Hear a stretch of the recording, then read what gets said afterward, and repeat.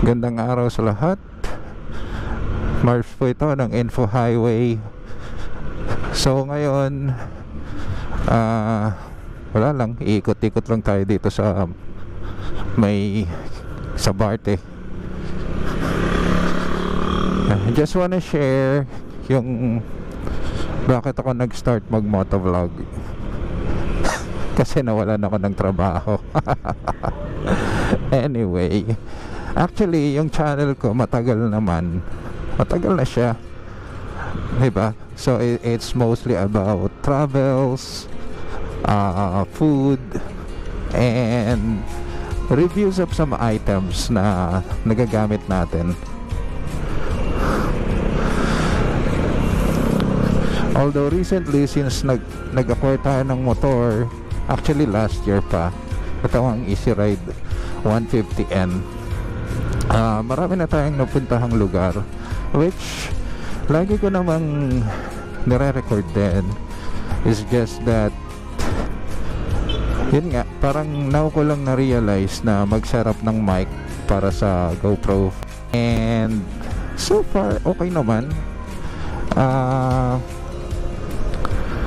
Maayos naman, although marami pang dapat i-improve, at pagpasensyahan nyo na ako since actually mahihiyain ako eh. So hindi talaga ako sanay na humaharap sa camera, but this time gusto ko i-document, gusto kong i-share yung mga napuntahan nating lugar, ano ba yung mga karanasan natin, and hopefully yung mga kababayan natin, mga tropa natin na may mga motor din or nagbabalak magkaroon ng motor is ma-inspire dito sa ginagawa nating vlog. Kasi nga yung motorcycle is yung pinaka murang way para makapunta ka sa iba-ibang lugar. Marami na tayong napuntahan dito sa Easy Ride, and gamit tong Easy Ride actually. So yun yung mga gusto ko sanang i-share sa inyo, and sana matuwa naman kayo, magustuhan nyo yung channel, magustuhan nyo yung content, and ma-share nyo, mag-subscribe din sana kayo, and para mas marami pa tayong mga travels na ma-share, mga adventures, mga karanasan na pwede nating mailagay dito sa vlog natin, sa channel natin. Again, hindi po ako eksperto sa pagmamotor. Mahigit 1 taon pa lang po akong nagmamotor, kasi dati talaga pinagbabawalan ako ng airmats ko na magmotor, but since she passed away, ayun nga, naisipan ko ng magmotor, and after the pandemic na-realize ko na mahirap pala yung walang sariling sasakyan, kahit sabihin mong motorsiklo o bisikleta man yan. And naniniwala din ako na wala naman talaga sa brand yung layo and adventures na pwede mong magawa gamit ang iyong motor. So no to brand war sana tayo. Lahat tayo motorista dapat merong respeto sa isa't isa. Yun lang. Magkaroon lang ng konting comparison. Ano ba yung strengths nitong isang motorsiklo nito, ano ba yung weaknesses, and from there matulungan natin yung mga kababayan natin na mag-decide ano ba yung kaya ng budget nila, ano ba yung gusto nilang forma, for what purpose ba yung gusto nila para sa motor. Kasi itong Easy Ride 150N is so far very satisfied ako. Hindi pa ako nito ipinahiya, hindi pa ako ito itinirik, pero meron din akong i-share na mga karanasan. Ano ba yung mga na-experience natin dito, kasi so far marami-rami na tayong napuntahan gamit ang motor na ito.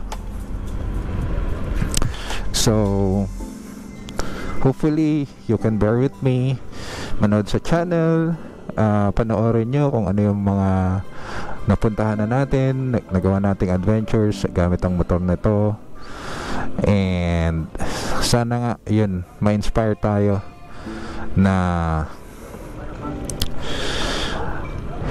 makapunta sa mga lugar na gusto nating puntahan gamit lang ang motor.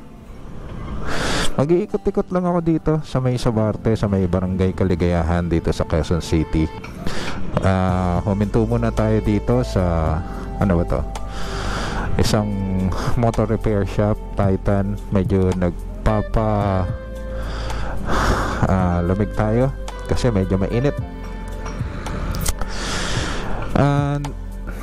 Napuntahan ng motor na to, napuntahan na namin is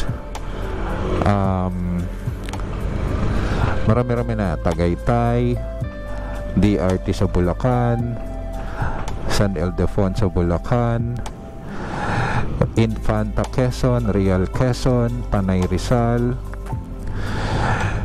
Sagada, Baguio, 2 beses, and pangatlong beses actually sa Baguio, pero yun nga, i-share ko sa inyo. Nakapag North Loop din tayo dito gamit ang motor na ito. So yun yung mga gusto kong i-share. But una, i-share ko sa inyo itong karanasan namin nung pumunta kami sa Mapannuepe Lake sa Zambales. Medyo na aksidente kami ron. Of course, itong motor na ito is not designed for that kind of adventure because yun nga, mabato, off-road, buhangin, kasi lakar yun eh. And i-share ko na lang, pero pagpasensyahan nyo na yung video kasi nga wala naman akong nakakabit na mic during that time. Hindi rin ako sanay na nagsasalita habang nagba-vlog or nagbi-video. As much as possible, lagi lang akong behind the camera. Gusto ko lang talagang mag-picture, mag-video kung saan-saan, kung ano yung mga napuntahan, ang mga places.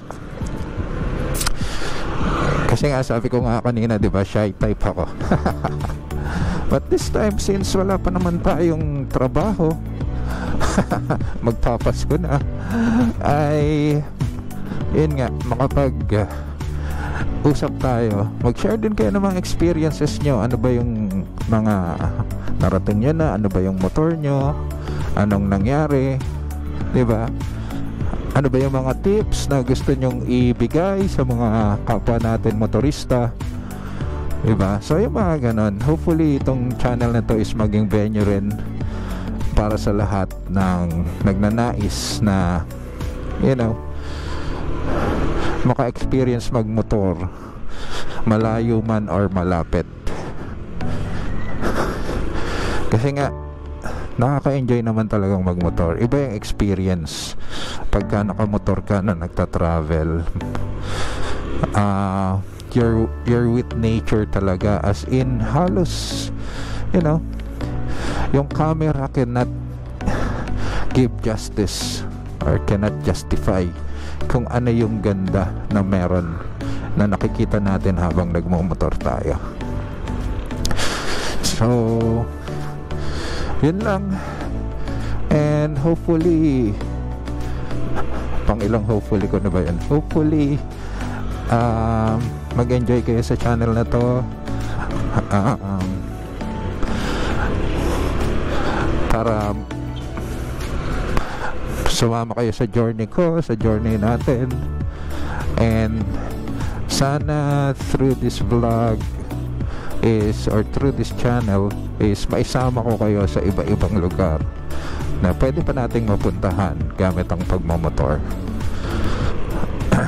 May mga lugar of course na yun nga, hindi natin kayang puntahan agad-agad, pero as much as possible, lahat ng pinupuntahan natin is dinadocument natin and i-upload natin yan isa-isa. Dati lang wala talaga akong time na mag-upload, mag-edit. Yun yung pinakamahirap yung mag-edit ng video. Kasi alam mo naman, may kahit pa paano kasi merong mga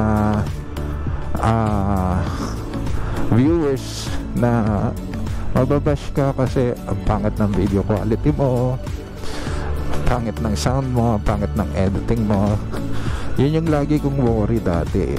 And besides that, masyadong mahaba yung time na nagugugol ko sa trabaho kasi nga nag-work ako dati sa isang call center company, and I've been with the BPO industry for like ilan na ba, 17 years, 18 years, and medyo nakakasawa rin.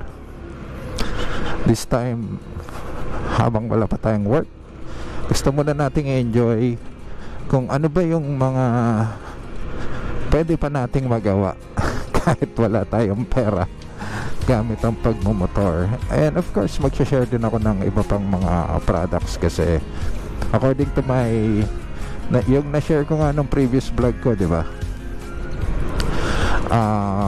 Nag-apply ako sa TESDA for NC2 certification for barista. Mukhang next week na yung start ng training nun, and baka maging busy ulit, pero I'll do my best para ma-edit natin and ma-upload yung mga videos natin na nakulate na, kasi madalas naman tayo mag-travel. It's just that hindi lang natin na i-upload sa channel. Kung ma-observe nyo yung channel ko, matagal na siya, pero ayun nga, nasa 1,000 plus pa lang yung subscribers natin. Tapos parang last upload ko pa is last year, beside dun sa in-upload ko recently na about trying out the settings on the GoPro. So ayun, ano pa ba? Again, pagpasensyahan nyo na ako if hindi ako masyadong magaling magsalita, hindi tayo magaling mag-edit. Ang gusto ko lang naman is makasama kayo sa mga biyahe natin, ma-share ko sa inyo kung ano ba yung mga experiences natin. Ang mahalaga is nag-e-enjoy kayo, and of course laging may kahalong pag-iingat kasi napakadelikado talaga ng pagmamotor. Na-experience ko na yan first hand. One time, nasa maliit na street lang ako, ganito, nag-i-stroll lang ako, biglang may tumawid na aso. Ayun, pobrena naman ako, pero tinamaan pa rin yung aso. Okay naman siya, semplang nga lang ako. Nasa main road man tayo, nasa street, dapat lagi tayong nag-iingat kasi hindi natin alam what will happen.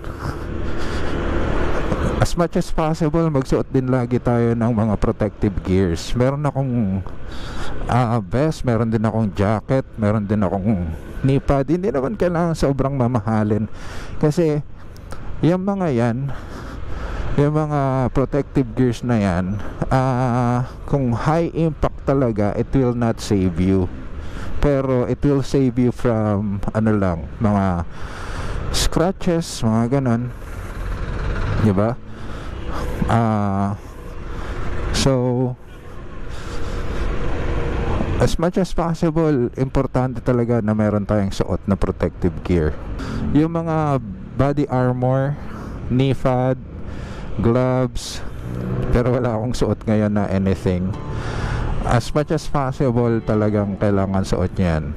Importante lalo na ang helmet. Kasi nga nang kinakwento ko yung nabangga ko yung aso, sumemplang ako. Hindi naman ako tumalsik or what, bumagsak lang ako, pero marami pa rin akong sugat. So ayun lang, wag nating maliitin kung ano man meron ng binibigay ang kalsada. Lagi nating irespeto ang kalsada. Nasa narrow street ka man, nasa main road ka man, nasa highway, or kung big bike ang dala mo, nasa expressway, diba? Ingat-ingat lang palagi, maging defensive tayo. Iwasan natin yung aksidente, kasi lagi nating isipin na meron tayong pamilyang uuwian, at yung pangangarera, walang mabuting idudulot yan. Ang masama nun, mandadamay ka pa ng kapwa mo, yung mga inosente na nasa paligid, na unfortunately madadamay dahil sa kababayaan natin. Maging defensive tayo talaga. Kagaya niyan, biglang nagmamaniobra, diba? Paano kung mabilis ka nun? Paano kung bigla kang nag-go na sobrang bilis mo, humirit ka, di bangga. As much as possible, hindi rin ako nagchichinelas, nagsishorts, kahit dito lang, kasi yung mga gas na yan, nako, napakasakit niyan.